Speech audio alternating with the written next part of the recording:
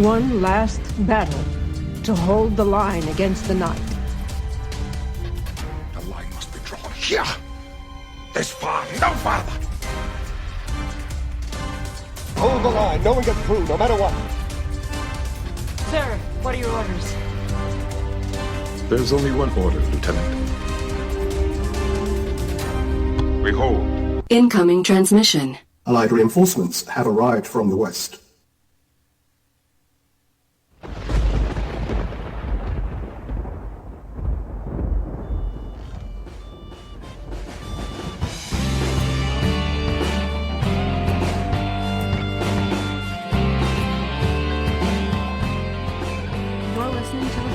On Mojo 50 Radio.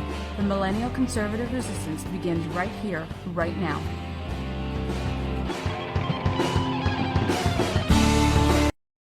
That's right, ladies and gentlemen, boys and girls, children of all ages, the new Millennial Conservative Resistance does indeed begin right here, right now, with you! You are listening to, and God, I hope you're watching, the HoloNet on the mighty, the powerful Mojo 50 Radio.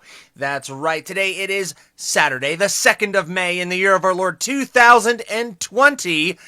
It is not yet May the 4th be with you. That's coming up in a couple of days. And it is the day after Mayday. Mayday! We're going in! Yeah, that's right. Mayday was yesterday, the 1st of May. And of course, there were two types of protests yesterday.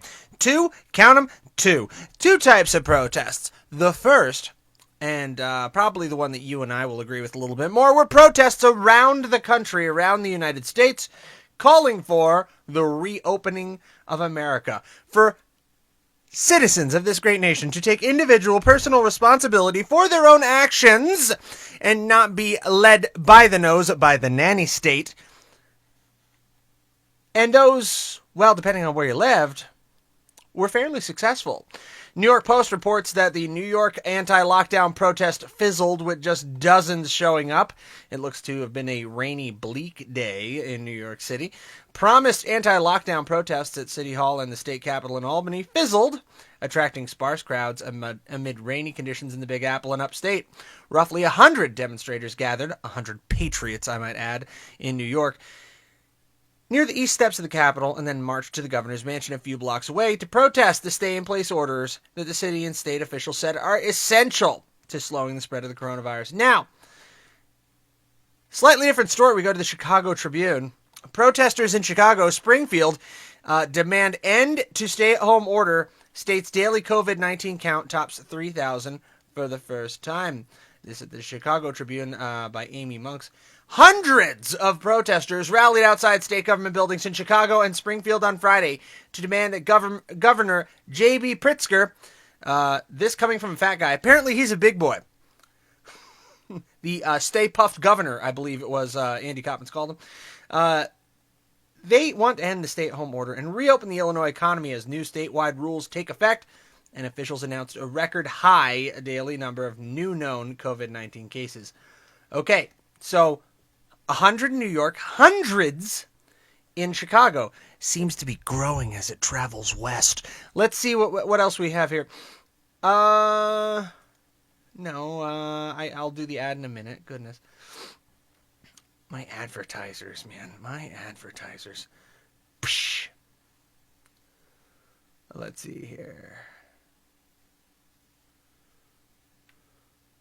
Hold the phone.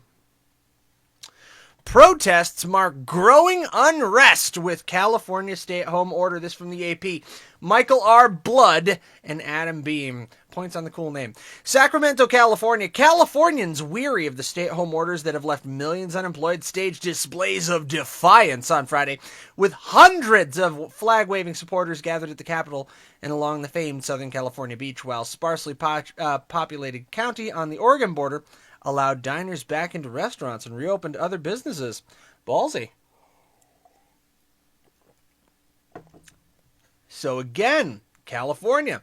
And here in our beautiful downtown Phoenix, protesters gathered in downtown Phoenix for the second protest against Arizona's stay-at-home order.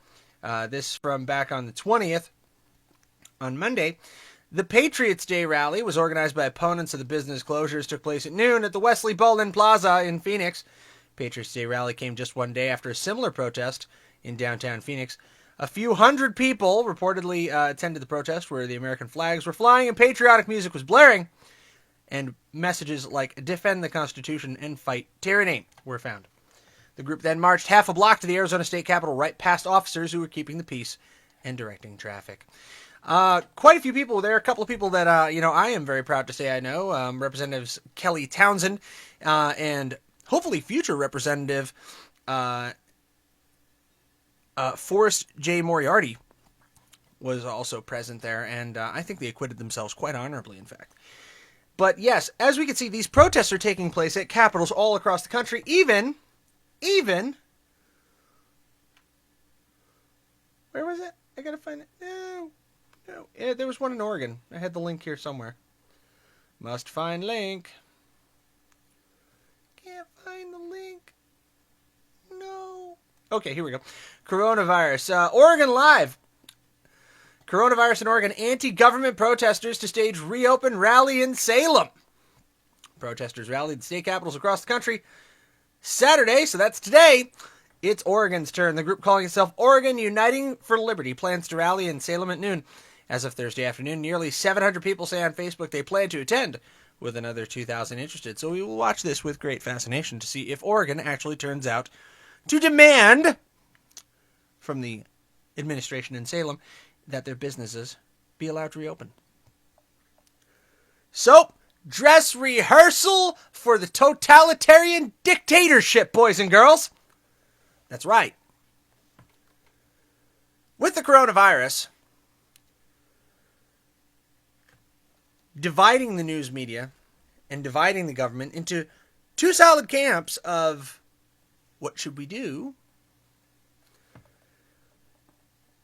The one thing people are leaving out is that the most important, most powerful decision-making entity when it comes to healthcare is the individual. Yes, the most responsible party is the individual. And to foist this collectivism upon us, it's just backdoor socialism.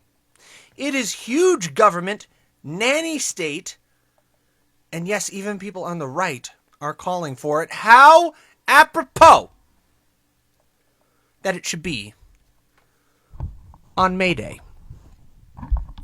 Little history lesson. Mayday, referred to in other countries of the world as Labor Day, has long been held as a celebration of big labor and of communist and socialist values.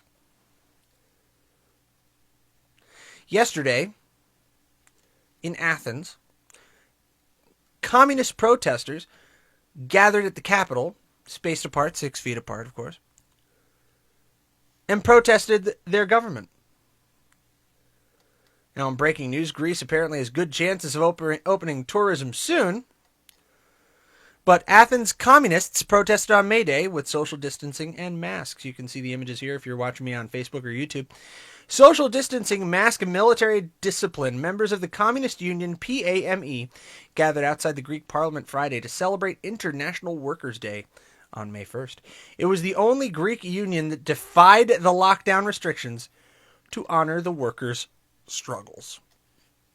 Holding red flags and banners, they honored the day of workers' struggle, even though the lockdown is in full force, and gatherings over 10 people are not permitted.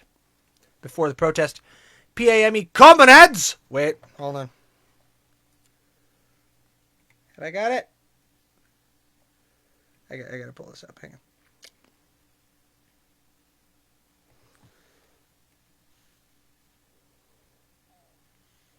I really should just keep this thing on hot standby. I mean, I use this so many times. Whenever I'm talking about communists, I should pull it up.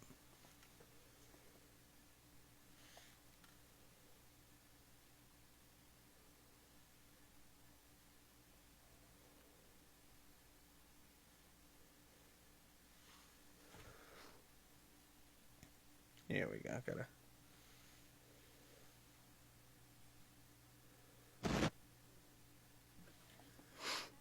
Bloody commercials got to run first. Hate that. Here we go. Your video will play after ad. Come on. 2, 1, 0. Here we go. Ah, there it is. Okay. PAMA comrades had put stickers on the asphalt to mark where unionists should stand in order to keep the prescribed safety distance of 1.5 to 2 meters. You see the red flags carried by our comrades in Athens. Inspired by the invisible enemy, the coronavirus, PAME's main banner read, "Capitalism is the invisible enemy." PAME paid a tribute to the 200 communists shot dead on 1st May 1944 by the Nazi forces occupying Greece during World War II, said General Secretary of the KKE, Dimitris Koutsoupas. Like a native, damn. Speaking to Open TV and asked whether fines will be imposed to demonstrators, government spokesman Stelios Petsas. Wow, I probably ought to roll up the Stelio Cantos sound from frickin' American Dad. But anyway, back to that. There we go. Adjusting our volume a little bit. Here we go. He said, "We say no gatherings are permitted, and the fines were an operational matter of the police, whether it would be more tolerable." So in other words, they're not going to fine them. So while we're continuing with the struggle of our communist brethren in Europe, we also have to, of course, go to a story from Die Welt, the German newspaper. But before we do that, now I'm just going to jump to it, and I'll do the ad afterward. In Berlin, a workers' rally defied the social distancing ban. Around 1,000 people have ignored a ban on groups of more than 20 to gather in Berlin to mark the annual holiday for workers' rights. Authorities deployed 5,000 police officers to break up the unauthorized protests.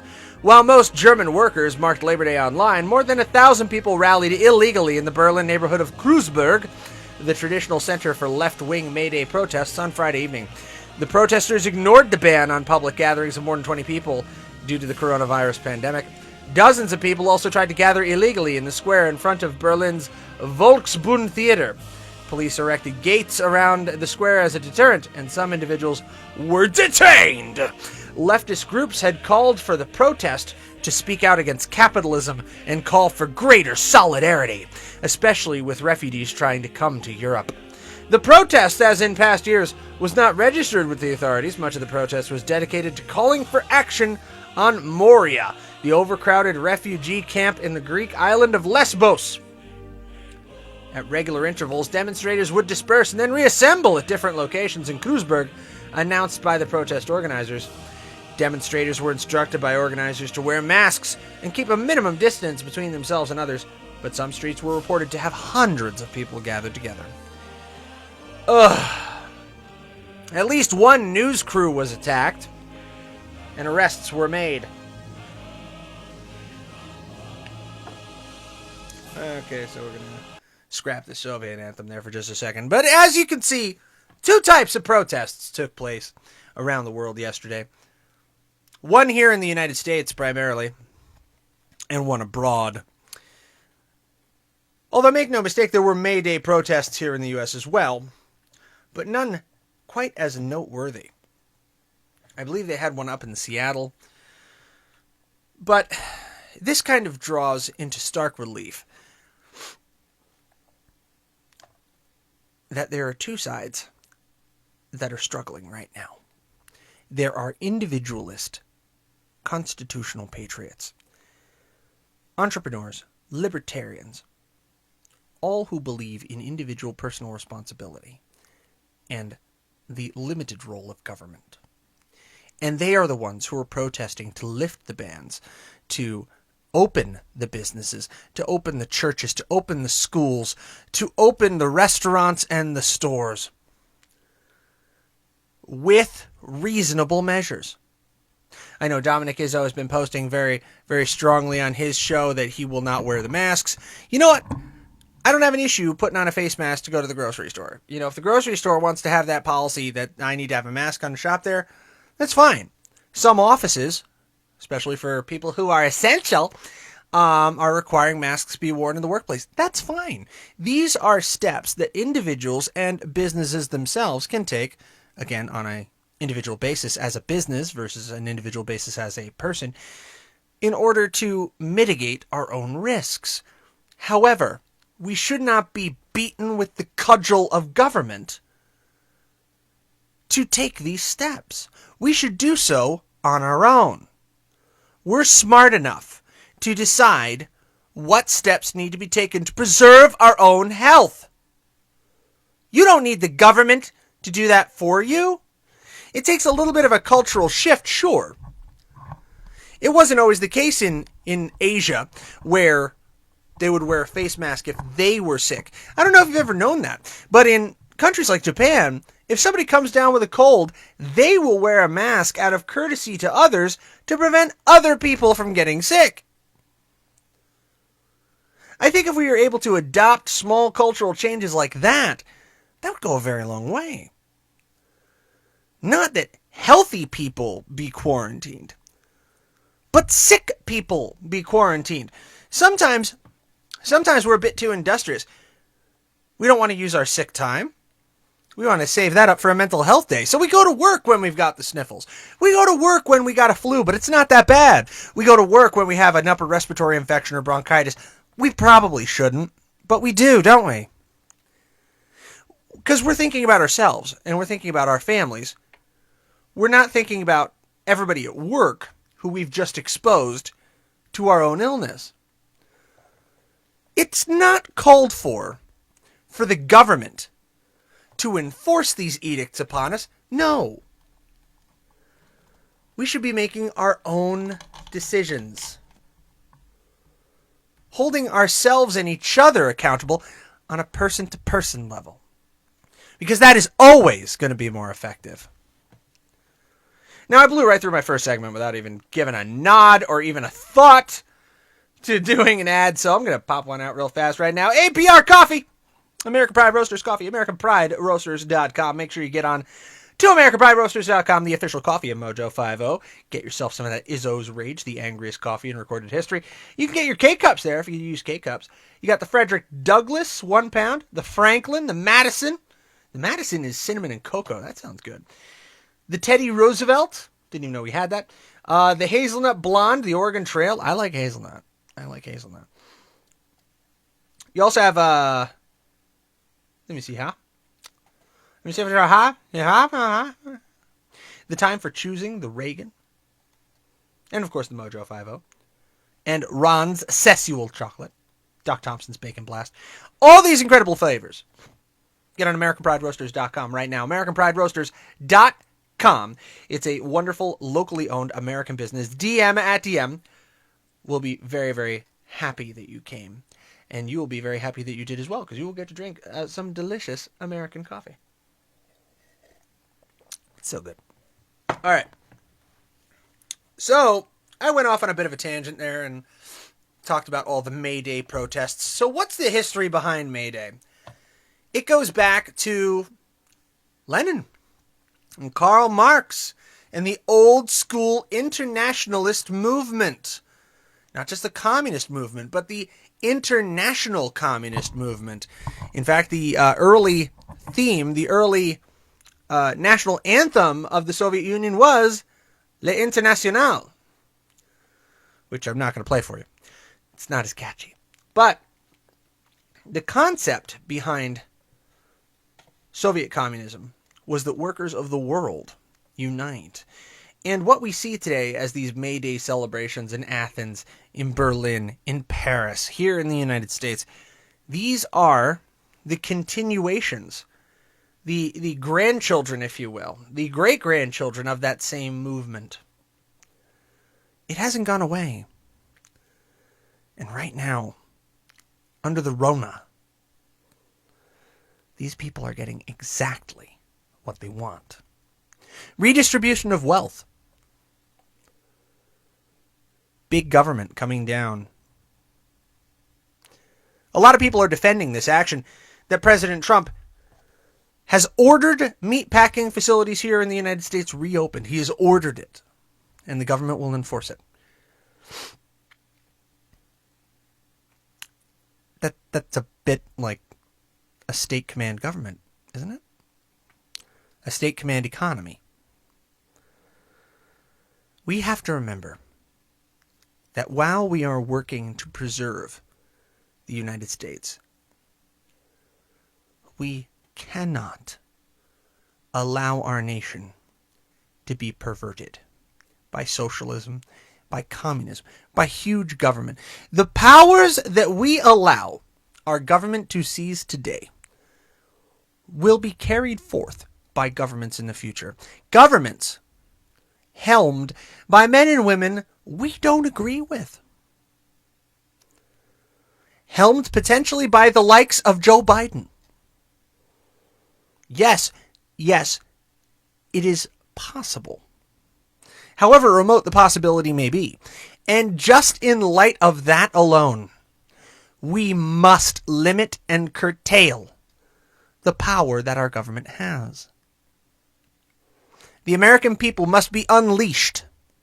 The power of the American economy must be set free. Government as the guiding hand of research and of productivity never works. Not for any constructive means. It works for destructive means beautifully. Think the Manhattan Project. But that's a very simplistic goal. The vast majority of medical advances in the United States history were not achieved by government offices like the CDC or the FDA. No. They were achieved in the private laboratories of the companies that we malign today.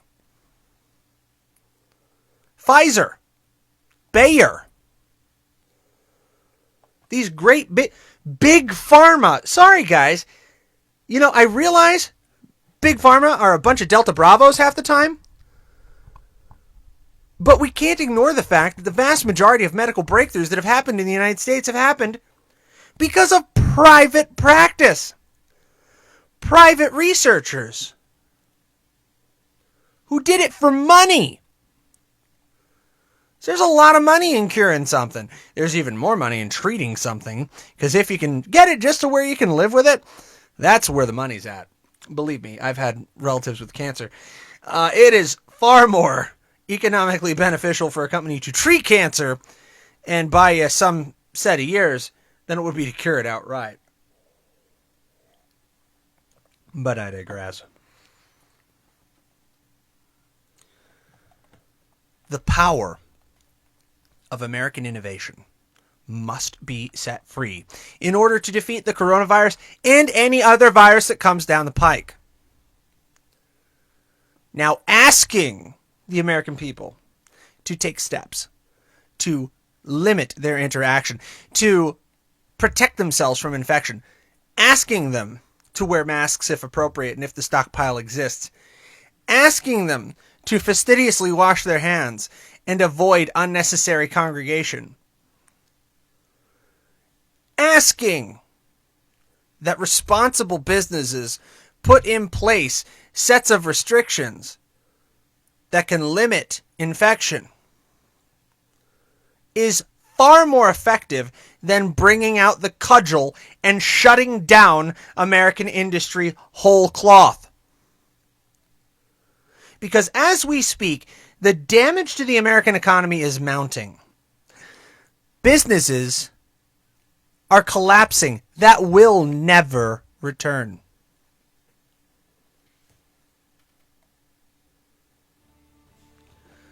Oh, that music means that we need to go take ourselves a break. When we come back, talk about a couple more stories here that might have been missed during the week. You're listening to the Holonet on the mighty, the powerful Mojo 50. Stick around.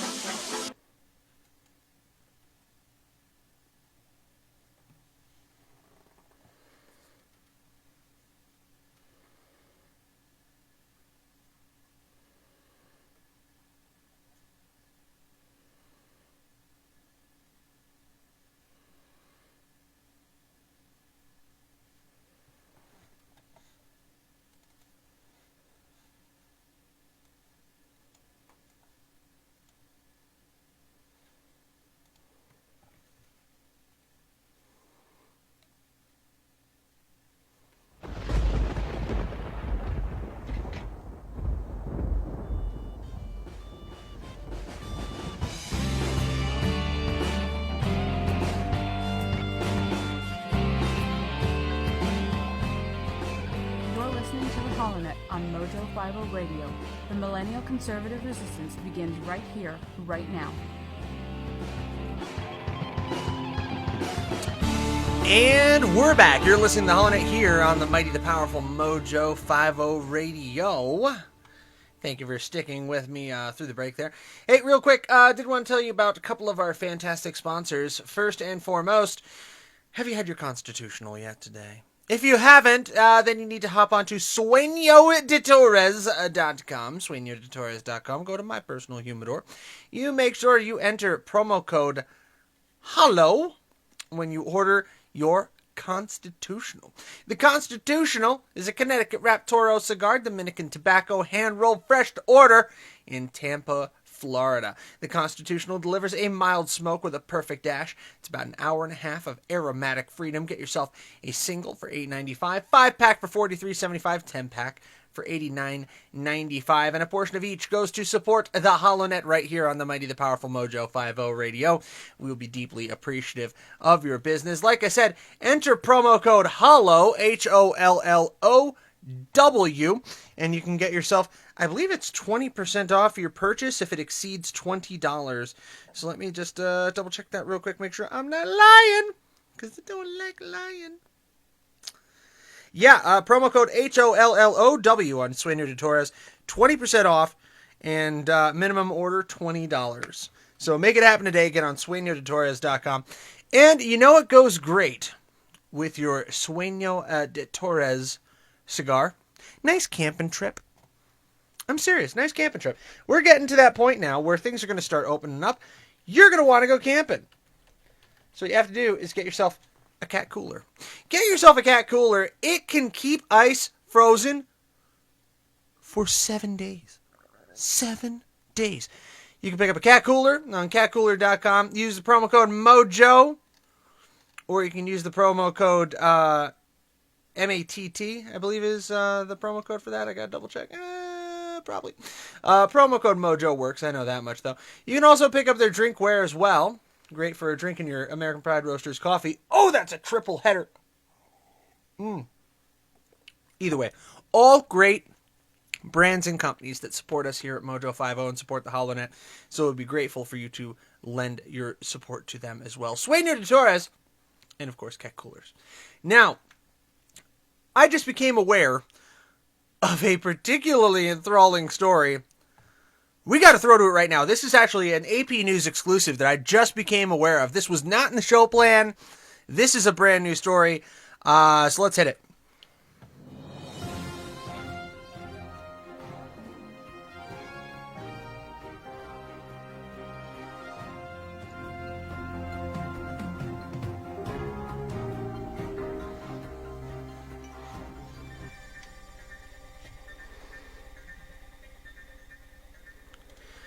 All right, story coming to us directly from the Associated Press.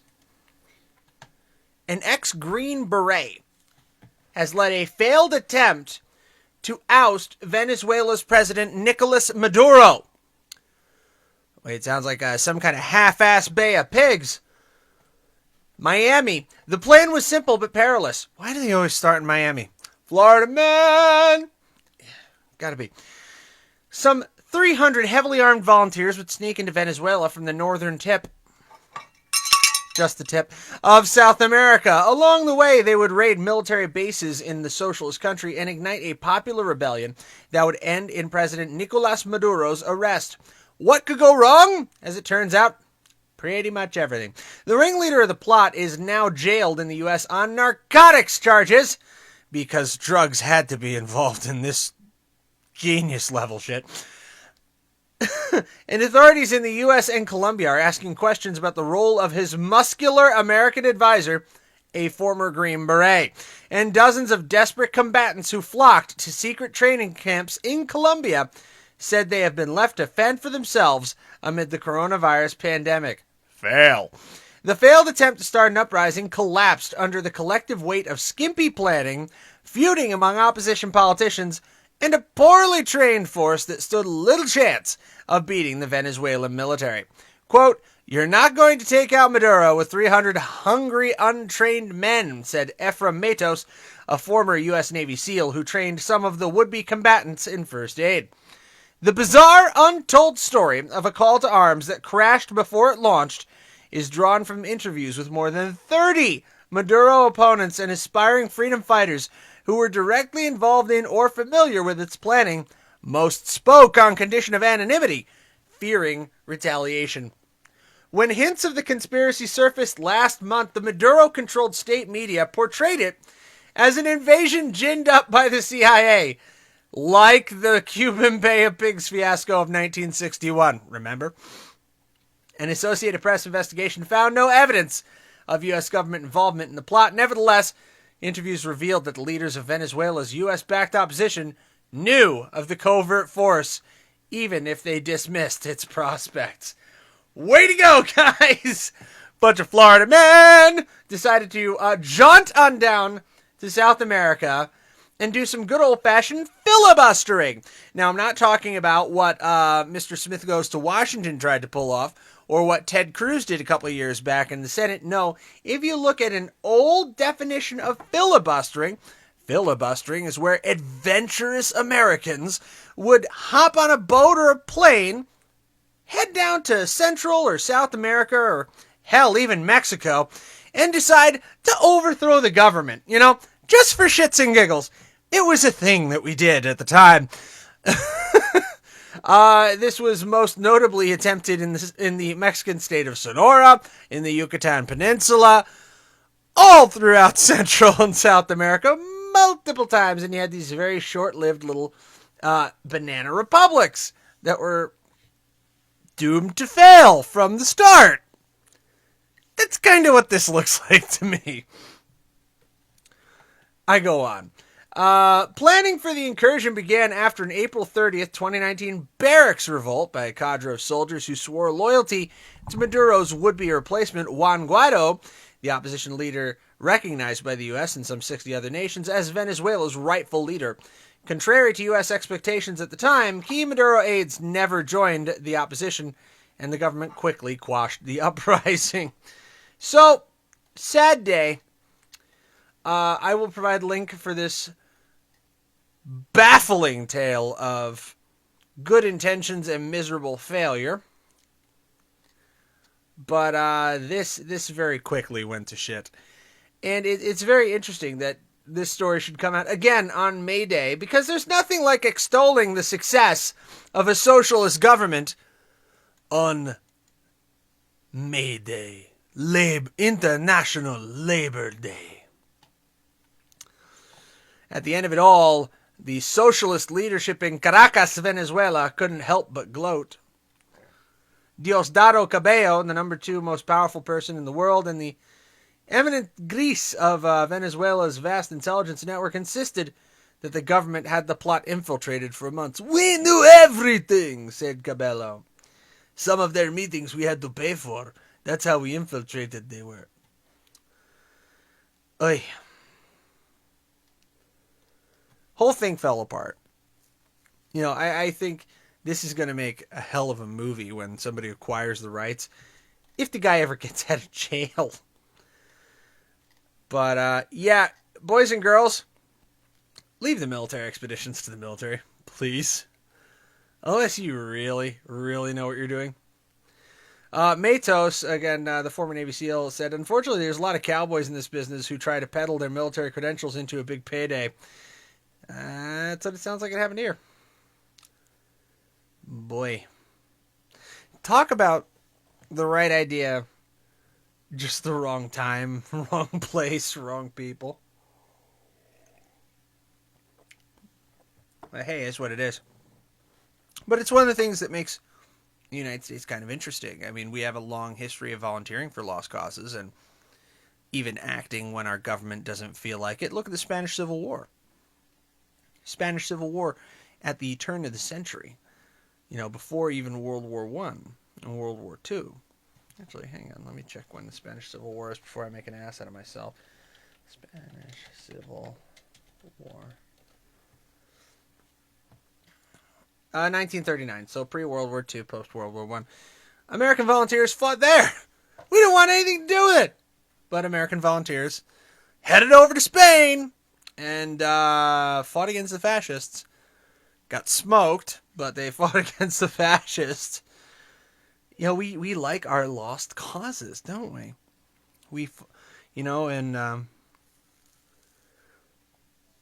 What is it? Conquer we must when our cause it is just. Yeah, that spirit is still alive and well in this country. And it makes it all the more heartbreaking when we look at our neighbors to the north and we see what's happening there. Justin Trudeau, according to CBC, the Canadian Broadcasting Company in Canada, has introduced radical gun control measures. And I have a feeling, I didn't listen to his show yesterday, but I have a feeling that my friend and good colleague, Mike Phillip of the American Nook, he had to have touched on this. In fact, he did. I actually have a link to his page. He did a follow-up story. I don't know if he covered it during his show. But Trudeau, Justin Blackface repeatedly Trudeau, announced a ban on 1,500 types of, getting my quotation mark fingers out here, assault-style firearms, effective immediately. The public safety minister drafted a list of firearms to be banned, including the weapon used in the recent mass shootings. Prime Minister Justin Trudeau today announced, today announced a ban on some 1,500 makes and models of military-grade, quote, assault-style, end quote, weapons in Canada, effective immediately. This should chill your bones. Starting today, licensed gun owners will no longer be able to be allowed to sell, transport, import, or use these sorts of weapons in the country. Quote, as of today, the market for assault weapons in Canada is closed. Public Safety Minister Bill Blair said, enough is enough. Banning these firearms will save Canadian lives. Bullshit! Excuse me. Trudeau said there would be a 2-year amnesty period to allow people who already own these firearms to comply with the ban.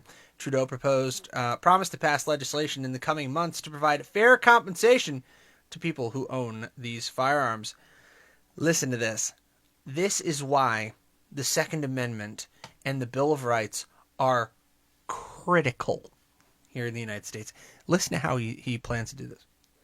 The ban will be enacted through regulation approved by an order in council from Cabinet, not through legislation. I'm going to repeat that and then I'm going to translate. The ban will be enacted through regulations approved by an order in council from Cabinet, not through legislation. In other words, the Prime Minister of Canada did not have to take this to Parliament, even. It's not that he had to change the Constitution. It's not that he had to introduce an amendment or anything like that. He didn't even have to introduce a law. This was done administratively. This was done with what amounts to an executive order. The equivalent of an executive order here in the United States is an order in council from the Cabinet. That is insane. Insane.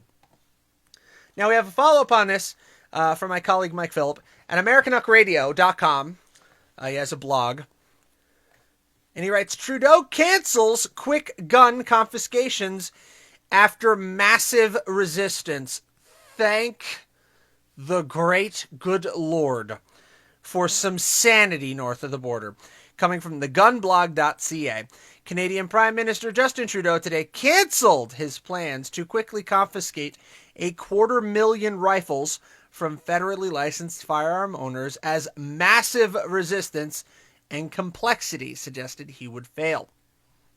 He instead ordered prohibitions on using, buying, selling, and traveling with the firearms, and waiting to seize the gear until the owners are dead. Great. The new bans threaten owners with jail unless they keep their firearms locked in gun safes at home as, quote, safe queens, what the Liberals call, quote, grandfathering. Owners will also have the option of surrendering their firearms to the police in exchange for a payment within 2 years. So they don't even get paid right away. You give up your guns. You do what the Canadian government wants you to. You don't even get paid right then and there. What kind of shit is that? And the only way you're allowed to keep your weapons is if you spend, I don't know, a couple grand on a gun safe? Ugh. And this is better? I mean, granted, from the story on CBC, it looked like they were about to start banging on doors and doing a grab and go. What here in the United States would result in a lot of slow singing and flower bringing. The Ministry of Public Safety made the following comment in a technical presentation. Government intends to offer owners the choice of either grandfathering or compensation if they surrender the firearm. Details on grandfathering and compensation will be announced later once details have been decided. Owners will then have to declare their choice of complying through grandfathering or surrendering for compensation before the end of amnesty. A grassroots movement to stop Trudeau's plans for the quick gun confiscation led to the #1 online petition in parliamentary history. So kudos to our brethren north of the border for rising up and speaking in one single voice. Hell no. But still not enough. There's still work to be done north of the border for our brothers and sisters in the north to preserve their right to bear arms, their God-given right, which, unlike here in the United States, is not protected under their Constitution. We must not allow that to become our fate. And as we look around and see how many freedoms and liberties and rights the American people are willing to give up in the name of the illusion of security, it is staggering. And how long is it until this very self-same formula is used to deprive us of the right to bear arms? They're already aiming to deprive us of a right to freely assemble and our right to freedom of speech. Again, a link will be in the description. You can check that out on on AmericanUnkRadio.com, AmericanUnkRadio.com, American Unk Radio, and make sure you give a listen to my brother from the Frosty North, Mr. Mike Phillip. He gives you all the news on either side of whatever the hell parallel that is. Mike Phillip, the American Unk. Yeah, I saw that story, just earlier today. I saw the story from CBC about Justin Trudeau making that massive gun grab a la Australia 15 years ago. And I knew it's coming to a state near you. And it's coming sooner than you think.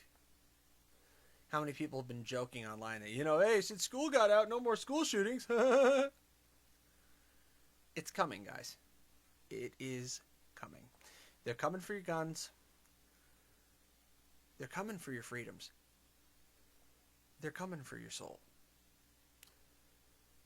Because the progressive socialist left hate the concept of individual liberty, individual responsibility, and self-governance. Your ideals do not fit into the world they want to live in. And they will grind whatever grist the mill requires in order to get their way. And it is not beyond the realm of possibility in my mind that they would take something like a particularly bad virus that works in a similar fashion to influenza, at least in how virulent it is and its approximate death rate, and blow it up to such an extent as to do a Cloward Piven strategy. The immortal words of Cass Sunstein of never let a good crisis go to waste. Along those lines, a CNN story brings us roads closed in New Mexico City to mitigate, quote, uninhibited spread of COVID-19.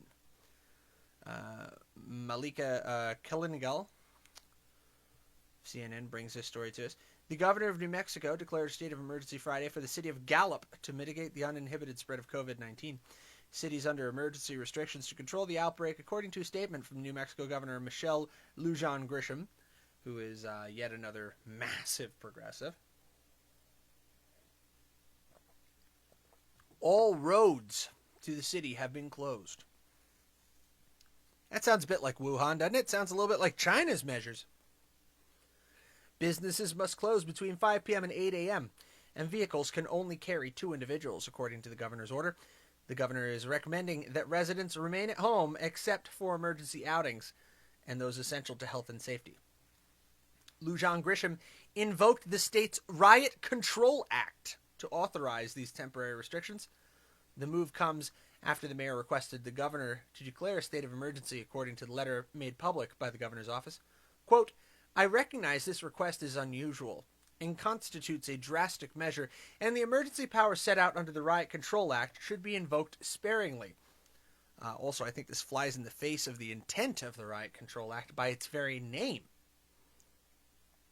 Gallup Mayor Louis Bonaguidi wrote in his letter, however, the COVID-19 outbreak in the city of Gallup is a crisis of the highest order. Immediate action is necessary.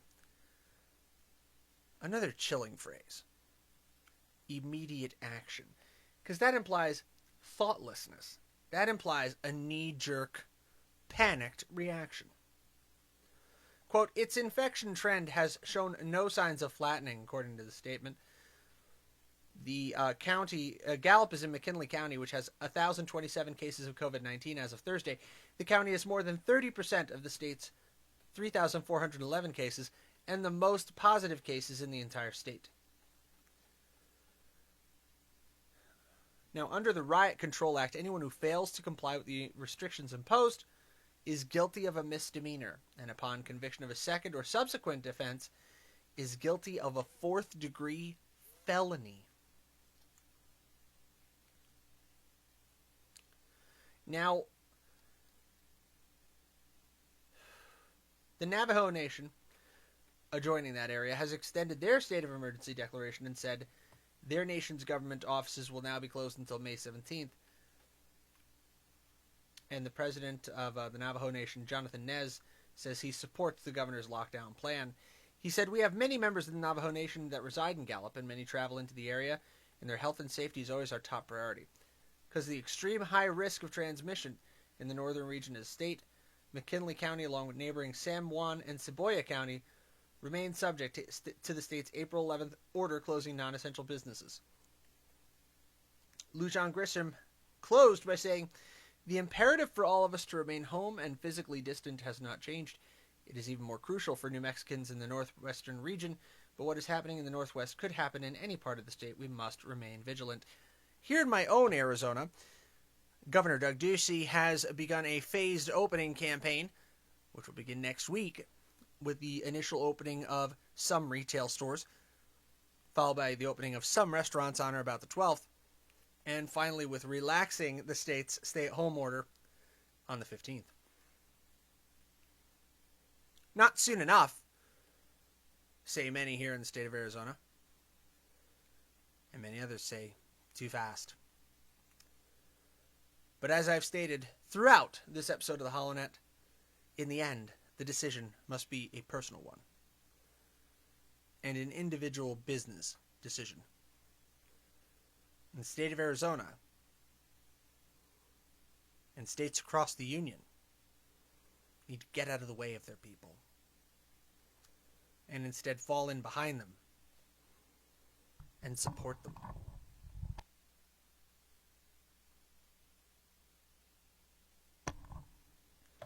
So to wrap things up, I really didn't want to make this another Rona episode. No more Rona rants. But I have to bring you the stories that come up, and I have to bring you the stories that aren't talked about.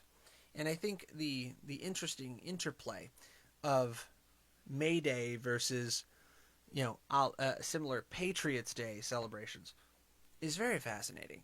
And the fact that we have two very different forms of protest happening simultaneously. People that are thrilled at the huge government actions that we're seeing now, and people that are terrified by them. And I think the coronavirus is serving as a test case for what life is like in a totalitarian socialist state, and how readily some Americans will cleave to that, how readily they will run to it at the first sign of trouble. And we must resist that impulse in all respects. Act reasonably, act responsibly to protect yourself and to protect your family. Observing social distancing, not a bad idea. Holding off on going somewhere you're going to encounter a lot of people, again, not a bad idea. Wearing a mask at the grocery store, not a bad idea, as long as it is your choice. And it is not a choice that has been made for you. Not by the scientific community, not by the medical community, and sure as hell, not by the political community.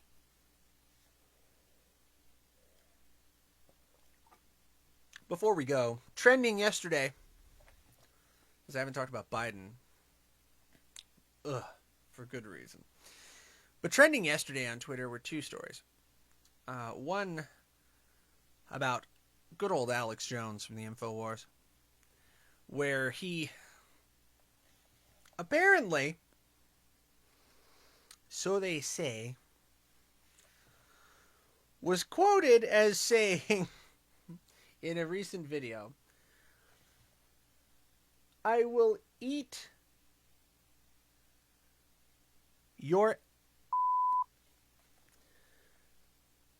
Talking about, his willingness to eat his neighbors. Of course, being hyperbole and speaking the way he does and taking a concept to its most illogical extreme. You get it, he's talking about not wanting to be locked down and not wanting to be in a position where he's seriously considering eating his neighbor.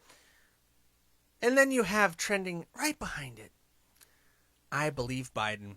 And if you haven't liked or followed the HoloNet on Twitter, please do so.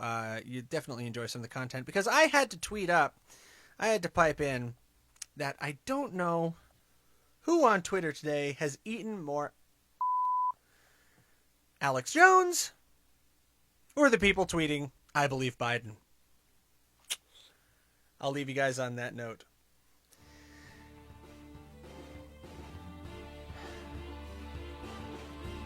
Take care of yourself.